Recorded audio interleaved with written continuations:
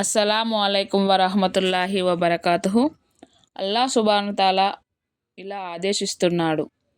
అదేంటంటే, గతించిన ఒక సమూహం అంటే మన పూర్వీకులు వారు చేసుకున్నది వారికి చెందుతుంది, మీరు చేసేది మీకు చెందుతుంది. వారి కర్మల గురించి మీరు ప్రశ్నించబడరు. ఎవరు చేసిన కర్మలు వాళ్ళకే ప్రతిఫలం ఉంటుంది. మన పూర్వీకులు చేసిన దానికి మనం ప్రశ్నించబడము.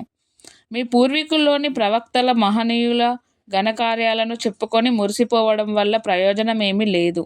వారు చేసుకున్న పుణ్యకార్యాల పుణ్యఫలం వారికే లభిస్తుంది, మీకు మాత్రం లభించదు. మీకు మాత్రం మీరు సంపాదించుకున్నదే లభిస్తుంది. దీన్ని బట్టి స్పష్టమయ్యేది ఏమిటంటే, తాత ముత్తాతల మంచి పనులు తలుచుకొని, వారి సత్కార్యాలను తలుచుకొని వాటి ఆశ్రమం పొందుజూడటం సరైనది కాదు.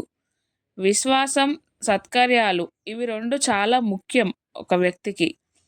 వెనుకటి పుణ్యపురుషుల మూలధనం కూడా ఈ రెండు వస్తువులే.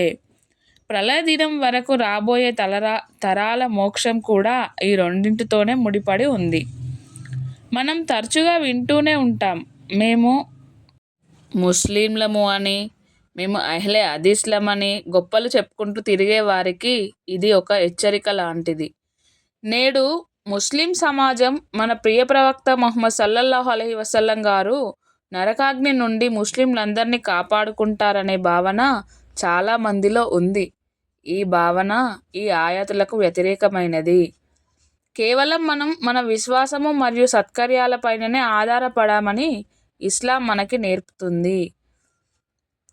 సూరా బకరాలోని మరో చోట ఇదే ఆయత్ను మరోసారి చెప్పడం జరిగింది. అది గతించిన ఓ సమాజం, వారు చేసుకున్నది వారికి చెందుతుంది, మీరు చేసుకున్నది మీకు లభిస్తుంది. వారి కర్మల గురించి మీరు ప్రశ్నించబడరు. ఇది ఖురాన్లోని సూరా 2:141 ఆయతులో ఉంది. స్వయంగా ఏమి చేయకుండానే పూర్వీకుల్లోని పుణ్యపురుషులు అసరా ద్వారా గట్టెక్కి వచ్చామని అనుకుంటే దానివల్ల ఒరిగేదేమీ ఉండదని తెలియపరచడం జరిగింది. ఎందుకంటే దైవప్రవక్త సల్లల్లాహు అలైహి వసల్లం వారు ఇలా ప్రవచించారు, ఇలా తెలియజేశారు. ఎవరినైతే అతని ఆచరణ వెనుక వదిలిపెట్టిందో అతని వంశం ముందుకు తీసుకుపోని జాలదు. మీ పూర్వీకులు ఏదన్నా పుణ్యం చేసుకొని ఉంటే అది వారికి ఉపయోగపడుతుంది. వారి కర్మల గురించి మిమ్మల్ని నిలదీయడం జరగదు. అలాగే వారి పుణ్యకార్యాలు మీ ఖాతాలోని జమ చేయబడవు. అల్లా సుబ్హానహు తాలా ఆదేశాలు. బరువును మోసేవాడెవడు మరొకరి బరువును మోయడు. బరువు మోసేవాడు ఒకవేళ తన బరువును మోపే నిమిత్తం వేరొకరిని పిలిచినా అతడు సమీప బంధువైనా సరే కొద్దిగా కూడా ఎత్తుకోడు.